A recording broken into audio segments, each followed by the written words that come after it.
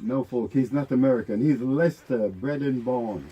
He's bred and born. And Mark the First is here with me in the studio. Mark, hey, welcome to the program, my man. Hi there, Herdle. And I was saying that why has it taken you so long? You've been in Leicester all the time, and this is one of the first time we come together. Why is that? Yeah, I've been grafting and doing a lot of traveling as well. I've been, last year I was in Dubai, Abu Dhabi, Cyprus, Spain, same with the year before. So a lot of traveling. So and not only that, a lot of my shows are out of Leicester as well. Right. They're all over the country. But wouldn't it be nice to build your foundation in Leicester? This is it. Out, yeah? Well, this is it. This is what I'm trying to do now. You see, because I want to definitely be a part of the growth of Leicester as well. All right. Yeah. So why R&B and soul? I just imagine coming from a Caribbean parent, you'd be into reggae music, soca music, and that type of stuff. I am into reggae music as well, but my strengths, because like when I started playing music like on keyboard, it was jazz that I started playing, and from then it stemmed over to the hip hop thing. So I've always been into the hip hop and R&B type thing. So yeah. So when you were growing up, hip hop and R&B and those kind of stuff, who were the American artists, obviously, that inspired you? I was always a fan of like Rakim. He's a rapper from New York.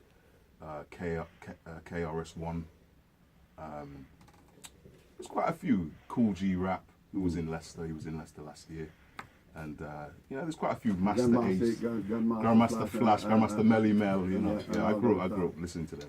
Yeah. So and obviously most of the folks, black folks coming out of the Caribbean and America, were gospel to start it off in camp in the choir. Yes. Were you came up that road? Definitely. As well? I mean, I grew up. My father was a choir master in the church as well. So we always we were around music and we listened to gospel and stuff like that as well. So while it was going on, I was still listening to hip hop and then break dancing and things like that, But I was definitely influenced by it. So coming from a very religious family and going the other direction, did you have any conflict with your parents? Because obviously they want you to do religious music.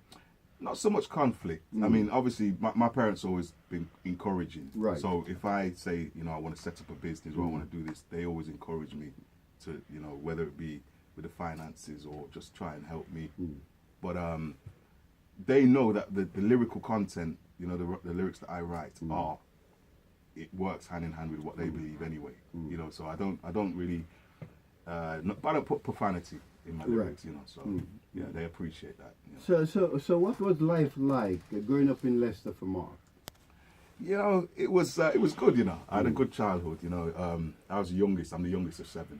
So some people would say, enough people. So some people would say that I had it a bit too easier than some of the others. But my parents are.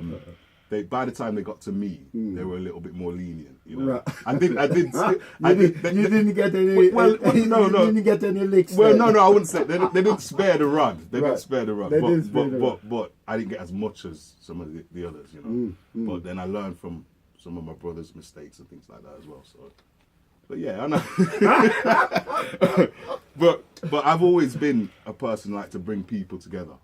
So even when I was younger, I had friends from different backgrounds and different colours, and and I think that's what I like to do with my music is like bring people together, So. Yeah. So when did you started to think, I want to take up music? I want to go into music as my profession. Well, as a profession, it was probably more recent, like probably in the last